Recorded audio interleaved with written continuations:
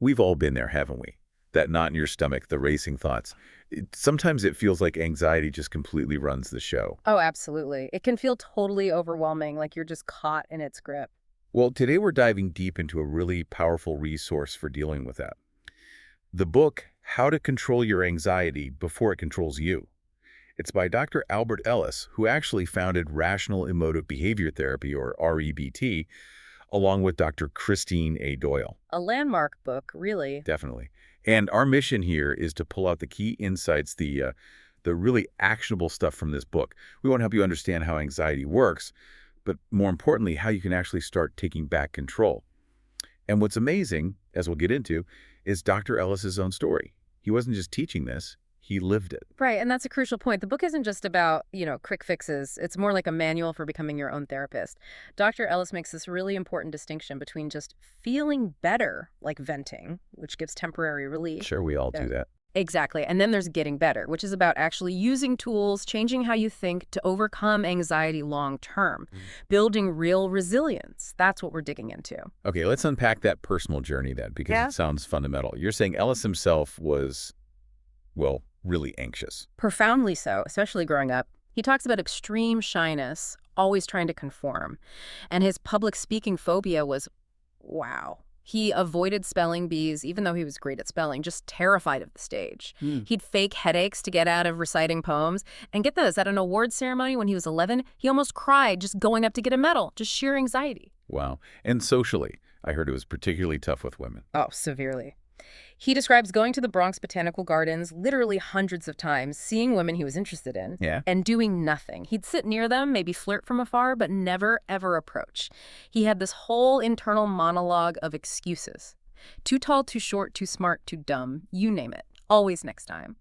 Total avoidance, or as he put it, copping out. It's incredible to think that this intense struggle was the actual birthplace of REBT.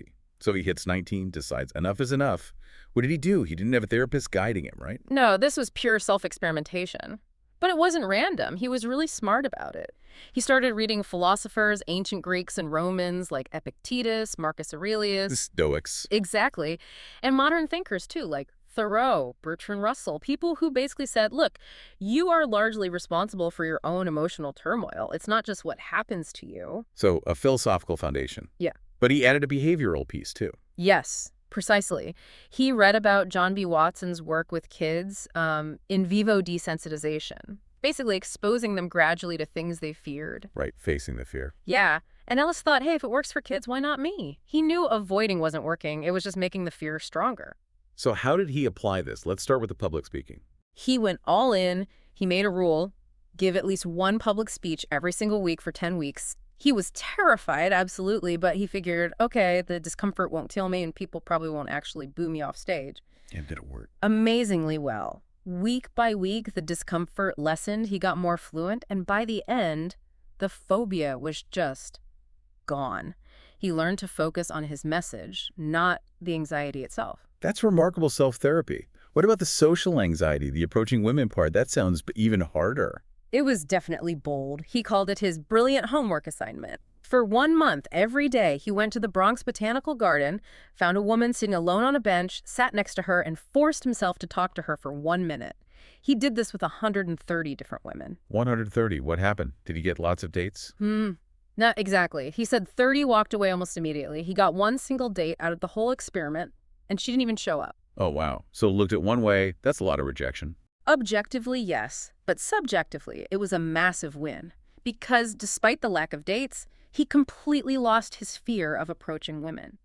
He saw firsthand that rejection wasn't fatal. Nothing truly terrible happened. The world didn't end. Exactly. And that direct experience, that cognitive shift backed by action, was more powerful than anything else. It fundamentally changed his beliefs. So zooming out, his own life became the proof of concept for REBT. You got it. It perfectly illustrates the core idea. Most of the really unhealthy, paralyzing anxiety we feel is self-created through our thoughts and beliefs. And because we create it, we can change it. we can change it. That's the empowering message. Okay, so let's get into the framework he developed from this. Yeah. The ABCs.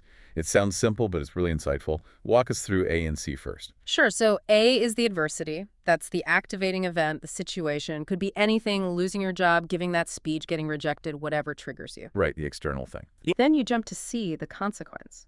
That's your emotional reaction and your behavior. Feeling depressed, getting super anxious, maybe avoiding things altogether. Okay, A leads to C. Seems straightforward. But that's not the whole story, is it? Not at all. This is where Ellis's genius comes in.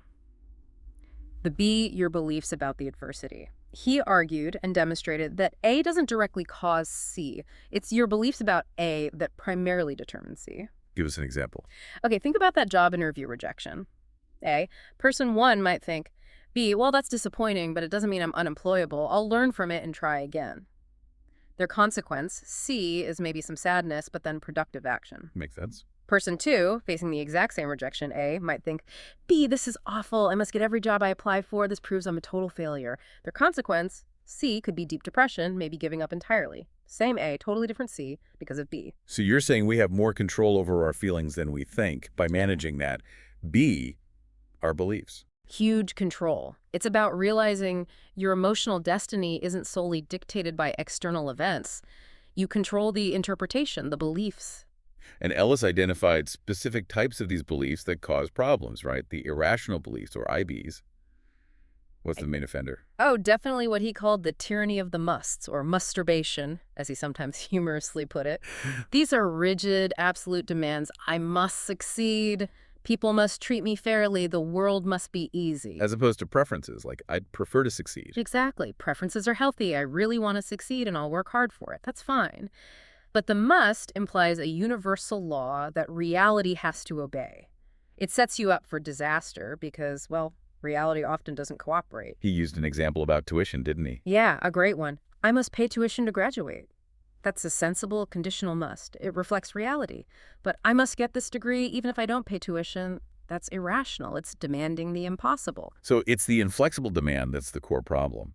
What other IBs did he talk about? Several related ones. There's awfulizing, taking something that's merely bad or inconvenient and blowing it up into the worst thing ever. Like spilling coffee is a catastrophe. Right. Then I can't stand it itis. Believing you absolutely cannot tolerate discomfort, frustration, or failure. Which, of course, you usually can, even if it's unpleasant. Self-downing is huge. That's when you mess up or fail at something and conclude, I am a worthless person, instead of, I failed at this task. You rate your entire self based on one behavior. That sounds incredibly common. It is. And finally, overgeneralization. One bad date means I'll never find love. One failed project means I'm incompetent at everything. And these IBs, and they often run on autopilot, don't they? We don't even consciously think them. Precisely. They become deeply ingrained habits of thought. That's why REBT isn't just about noticing them. It's about actively, systematically challenging and changing them. Okay, so that brings us to the how. The book moves from understanding the ABCs to actively intervening. This involves the D and E of the model, right? Disputing and developing an effective new philosophy. Let's start with disputing. How do you challenge these ingrained beliefs? Right. Disputing is key. It's like being a detective or a lawyer examining your own thoughts. Ellis outlines 3 main ways.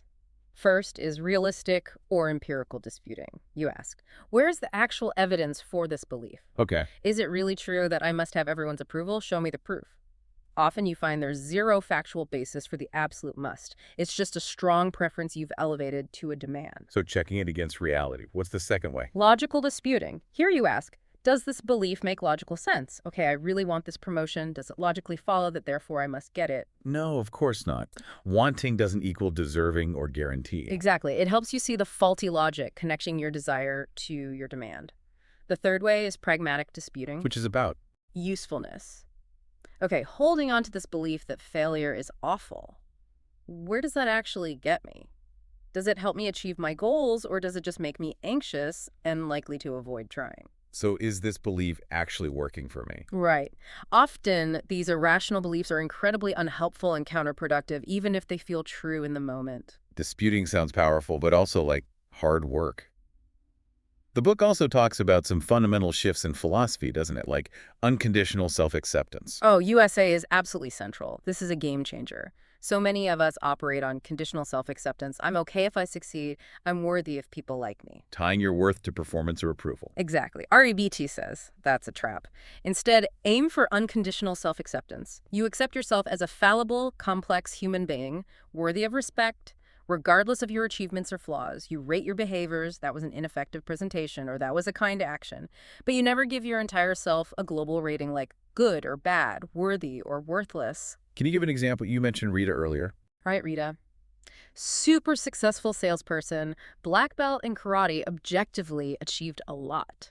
But she was constantly anxious because her self-worth was totally tied to maintaining that success. The thought of slipping up terrified her because it meant, in her mind, she'd become worthless. USA helps you detach your fundamental worth from your external performance. You are not your job title or your relationship status. That's huge. And does this apply to how we see others too? Absolutely. That's unconditional other acceptance, UOA. Same principle, just turned outward.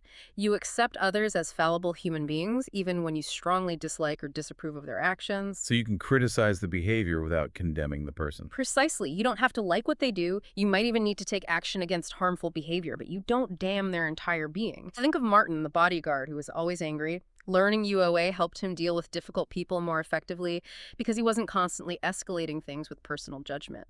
He could accept the sinner, but not the sin, so to speak. It seems like USA and UOA together really tackle that core human tendency to judge and overgeneralize everything ourselves, others, life. They really do. They promote healthier negative emotions like disappointment instead of depression, concern instead of panic, annoyance instead of rage, which are actually helpful for dealing with life's difficulties. Now, Ellis was big on action, not just thinking.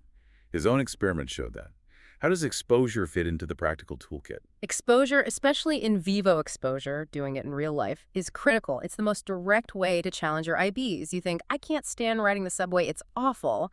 Exposure forces you to confront that belief. Like Mal, the guy with the subway phobia. Exactly. He gradually rode the subway stop by stop, proving to himself that A, he could stand the discomfort, and B, the panic he feared didn't actually destroy him.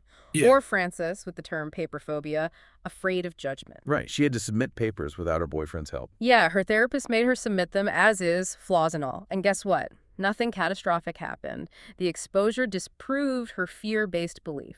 Okay, then there are the really out there ones, the shame-attacking exercises. Tell us about those. Walking bananas on leashes. Huh. Yes, they sound wild, but the principle is brilliant. The goal is to deliberately do something slightly odd or embarrassing in public, yelling out stops on an elevator, wearing mismatched socks, asking a silly question, and practice not feeling ashamed. So you learn that other people's disapproval doesn't actually hurt you. Exactly. You build immunity to the fear of looking foolish. You internalize that your worth isn't dependent on constant social approval. It's about choosing not to feel ashamed, even when social convention might expect you to. And Ellis even used humor, right? Those rational, humorous songs. He did. He had a great sense of humor. He wrote songs like I Like Masturbation or Wine, Wine, Wine.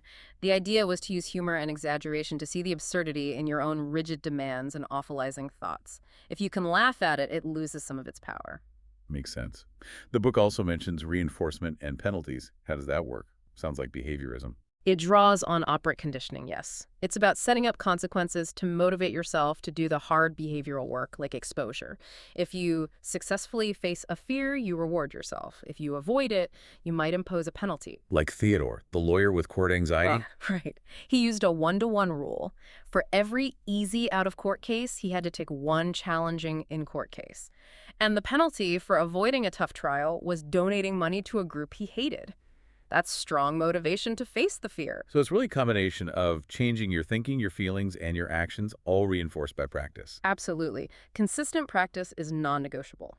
Like learning piano, you need regular homework assignments, disputing your beliefs, doing exposure tasks, practicing USA. It takes deliberate, ongoing effort to rewire those old patterns. So wrapping this all up for our listeners, what's the big picture takeaway from this deep dive into how to control your anxiety before it controls you?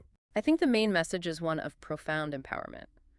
While some anxiety is normal, the kind that really messes up your life, the intense panic, the chronic worry, the debilitating phobias, is largely driven by these identifiable, changeable, irrational beliefs, especially those rigid musts and shoulds. It's not about getting rid of all negative feelings, though, is it? Not at all. The goal isn't to be a robot. It's to transform unhealthy, paralyzing emotions like panic, depression, and rage into their healthy counterparts. Concern, sadness, and annoyance or frustration. These healthy negative emotions actually help you cope and problem solve effectively. But it takes work. It's not passive. Definitely not. It requires active, persistent effort to challenge your thinking, face your fears, and practice self-acceptance. But as Dr. Ellis's own life shows, the payoff gaining real control over your emotional well-being and living more effectively is immense. So, a final thought for everyone listening. Think about one specific must that might be fueling your own anxiety. I must be perfect. Things must go my way. People must like me. What's one small, maybe even slightly silly action you could take this week, like a mini shame-attacking exercise or a small exposure task to start actively challenging that must in the real world? This has been incredibly insightful, a fantastic look at how we can fundamentally change our relationship with anxiety using the tools from Dr. Ellis and Dr. Doyle. Hopefully this gives you some real strategies to work with. Absolutely. And remember, it's a journey. Keep learning, keep questioning those beliefs, and keep practicing. Emotional control is a skill you build over time. Join us next time for another deep dive into the sources that help you become truly well-informed.